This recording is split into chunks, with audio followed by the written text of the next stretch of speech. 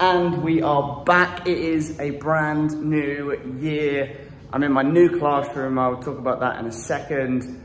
And if you're new to the country, to the UAE, whether that's Abu Dhabi, whether that's Dubai or another emirate, or whether you're just a new teacher in a new school starting a new year, there are lots of things to prep for. There are lots of things to plan. And in this video, I'm gonna break down some of the things that I focus on in this first week back without the kids to make sure I am completely ready and prepared for when they come in next week.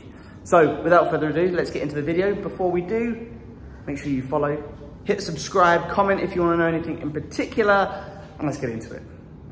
Okay, so I've actually moved classroom from the classroom I was in last year. The first year I was here in Al Ain, I was actually in this classroom right now, and I'm back, which is nice. It's a familiar feeling, which is great. Now, at the beginning of every year, there is normally a checklist of things that you need to complete. Obviously, at the end of the last year, whether you've moved rooms or whether you've stayed in the same classroom that you were in before, there are obviously lots of changes, things that you want to update, things that need removing from the walls and so on.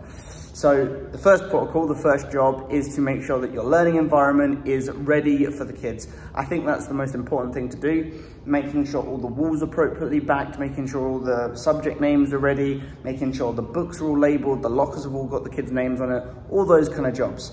So that's what I have been doing over the last couple of days. I've got a bit of a reading corner set up over there. I've got my boards that are pretty much complete. I just need to put the subject headings on them. And then obviously all of my drawers that have like plain paper, scrap paper, all of the math resources, the English word mats, all those kind of things are currently in place.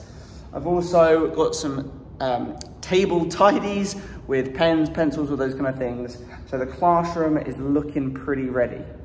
So if you are new to the UAE, if this is your first placement and you're currently in the thick of it, my first piece of advice is, especially if you're a class-based teacher, this might be different if you're a subject specialist in secondary school, for instance, but if you're a class-based teacher like I am, is to do your best to get your environment ready for the children. I think that in terms of your preparations, I think in terms of your stress levels, making sure that your environment is ready for the children is going to be the best thing to come first. I personally think that's the first thing that should happen. Once you've got that and your environment, your learning and teaching environment is set up, then you can focus on other things. Now, obviously your school will be providing you with a checklist of things that you need to do. You'll have mentors, whether that's your head of year, whether that's your deputies, your head, whatever it might be. They will be there to support you and to talk you through and to take you through the process. You are not alone, but that would be my first thing. Get your classroom ready. So allow me to give you a little bit of a tour of this room. We start off with the classroom door there. We have then got my whiteboard. I've done this in a previous video, but above my whiteboard, I've got little widgets of me, and I've got things like always use a sharp pencil, make sure you use a ruler, all those kind of things I've got up there on the wall. I've then got my working walls. One thing I've done in the past, which I think is fantastic, is an idea box. Now, an idea box can be used by children for all sorts of different reasons. I've found that it's a really good way of getting sort of pupil feedback. And that can include things like if a child is a bit unsure and they want to talk to someone, but they're a bit nervous to do it, they can pop a post-it note in there. I'll stick a pack of post-it notes and a pen on top. So I've incorporated that. Request a selfie. These are things I brought in last year. Request a selfie again. I've got me in cartoon form with a little camera. If they've got any work throughout the year they're really proud of, they can stick it into their books. I'll take a snap of it on my class iPad and I can send it to their parents. I have, of course, got a reading corner that is currently being developed with a selection of books that definitely needs to be filled up. And then, yeah, my tables have been sorted out. Now, with things like the tables, my tact is to keep them together in groups. I hate rows personally. Keep them together in groups so that there's lots of collaborative working. They can talk with each other during the lessons and things like that. In terms of a seating plan, this might be risky for some, but I very much allow the children to come in and to be guided by their friendships and by where they want to sit. They don't stay there for the entire year. In fact, usually by the end of the first week, I've moved them. But what it shows me is who are their friends in the class, who are they most drawn to, and it also shows me which children not to put next to each other, because If I notice that 2 of the boys go at the back, I'm like, okay, I'm gonna keep an eye on them. They then start bickering and talking to one another. I now though, okay, these 2 are troublemakers. I need to pull those away and I need to put them somewhere else. So that's my kind of tact with it. So just making sure that the table tidies are ready, the tables are all set out in a nice way so that the children can all access the working walls and the boards, I think is priority.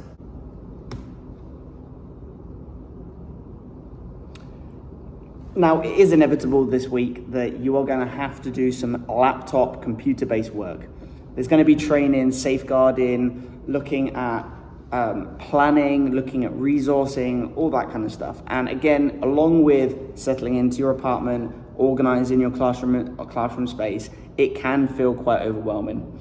Now, I would say that for the majority, for the most part, the training that you are asked to do is compulsory across all schools, right? Safeguarding, health and safety, all those kind of things are compulsory. Now, another thing that is also important to note out here in the UAE is the cultural context of the country. There are certain things that you are expected to do or can do in other countries around the world that you just can't do here. Okay, religion, culture, they're really important. We need to be respectful of our host country, our host nation. And so if you're new to this part of the world, really make sure that you're comfortable and you understand what is acceptable.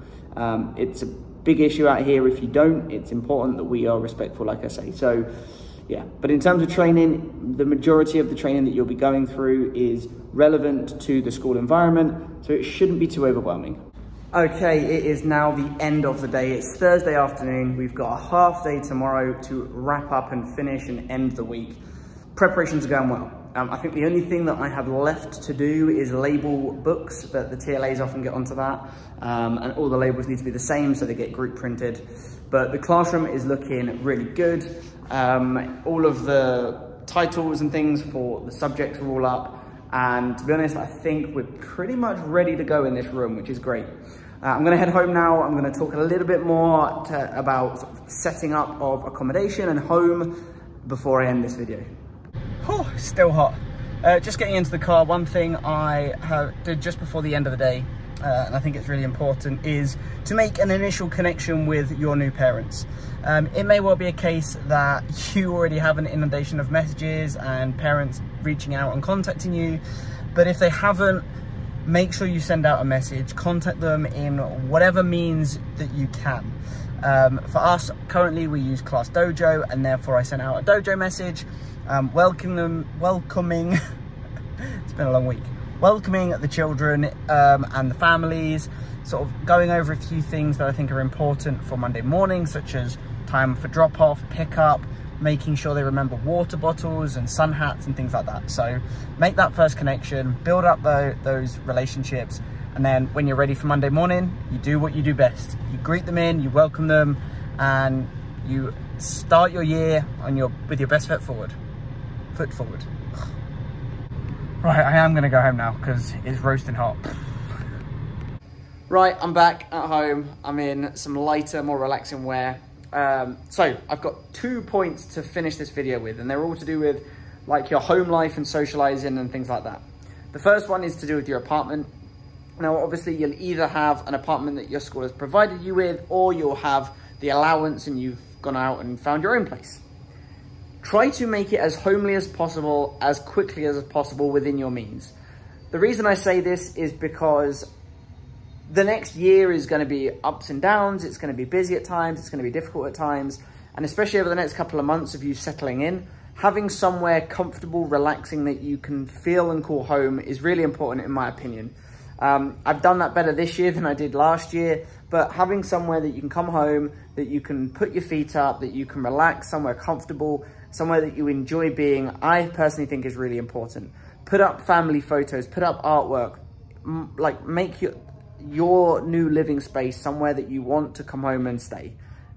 It's just really important, and I've done that a lot this year, and this place just feels so much nicer to come home to. My last point is all about making connections, making friendships, and I'm not talking about professional ones, although they will likely be with people that you work with. I'm talking about friendships.